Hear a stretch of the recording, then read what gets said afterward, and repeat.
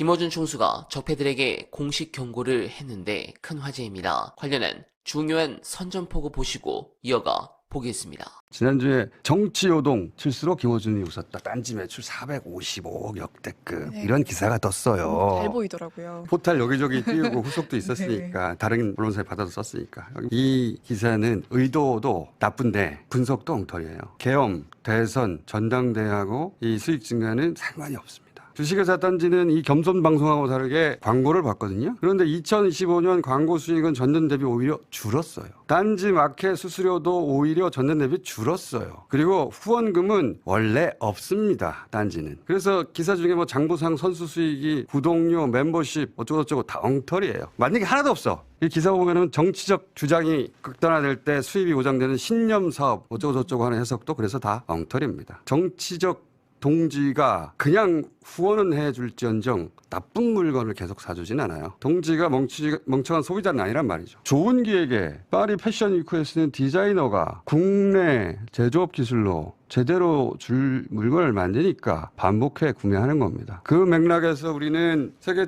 최초의 유튜브 기반 제조업체이기도 해요. 근데 이 얘기를 하는 이유는 세 가지인데 원래 딴지는 매출 목표가 없던 회사예요. 제 성격 때문에 그런데 부자가 될 생각하지 말아라. 그냥 남한테 손 벌리지 않을 정도로만 먹고 살자. 그런 회사였어요. 네. 모토가. 천천히 해라. 그러다 몇 년 전에 제가 결정을 한 겁니다. 정권의 정치적 압력으로부터 독립적인, 광고주의 경제적 압력으로부터 독립적인, 플랫폼의 규제 압력으로부터 독립적인 안테나가 없는 지상파를 만들어야 되겠다. 윤석열 정권이 들어서면서 제가 그렇게 새롭게 결정한 겁니다. 그 겸손공장 기반으로 작년 400억대 한 것이고 매년 2배 성장이 목표예요. 그러니까 400억대는 역대급이 아니라 이제 겨우 출발한 겁니다. 이 말을 하려는 게 이 기사를 거론한 첫 번째 이유고, 두 번째는 그래서 이 기획으로 유튜브도 만났어요. 따로. 이렇게 하는 곳이 저희밖에 없거든요. 전 세계에서. 두 번째는 딴지 창간 이래 28년간 제가 개인적 입장 또는 가치관으로 한 논평, 주장에 대해서 비판하는 건 그게 오해에서 비롯된 것이건 또는 뭐 정치적 목적으로 허위, 과장, 왜곡이 있다 해도 저는 반박해 본 적이 없어요. 한 번도. 고소고발을 물론 해본 적이 없고, 내가 누군가 논평 비판하듯이 저에 대해서도 그럴 수 있는 거잖아요. 저는 억울하지가 않거든요. 성격이. 모두가 날 이해해줄 의무 같은 건 없잖아요. 근데 이제 이 개인 김어준을 무너뜨리기 위해서 지금 100여 명이 넘는 스태프들, 제 동지들이자 동료들이기도 한 그들의 삶의 터전이고 자기 실현의 공간인 이 조직에 대해서 정직하게 영업 활동하고 있는 이 기업에 대한 부당한 작업을 치는 것은 절대 그냥 넘어갈 수 없다. 회계사, 변호사, 전문가들로 대응팀을 구성해서 1차로 10억 예산을 배정해서 단어 하나, 문장 하나까지 이 조직, 이 기업의 가치와 영업에 그 어떤 작은 잠재 피해까지 전부 다 차단해서 민형사상 책임을 물을 예정입니다. 이 기사가 그렇게 문제인가? 이 기사는 의도가 악의적이긴 하나 내용은 그냥 빌드업일 뿐입니다. 다음으로 가기 위한. 예를 들어서 내부 거래 언급되거든요. 명랑사회가 딴지 얼마 지급했고,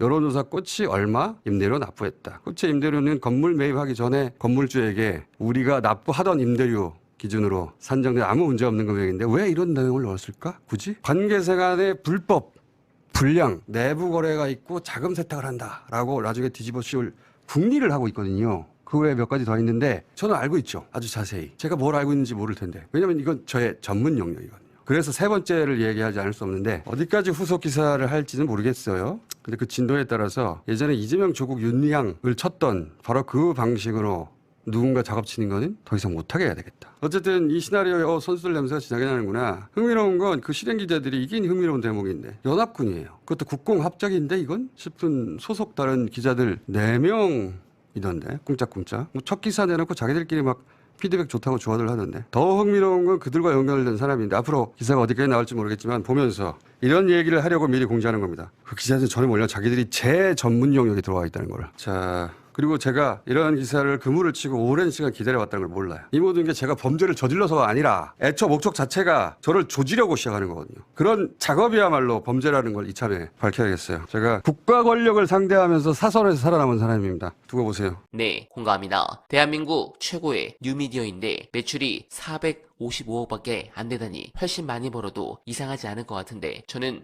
그게 더 황당합니다. 김어준 총수가 이번에 제대로 참교육을 해주시길 간절하게 바라며 원활배는 오늘도 최선을 다하겠습니다. 여러분 고맙습니다.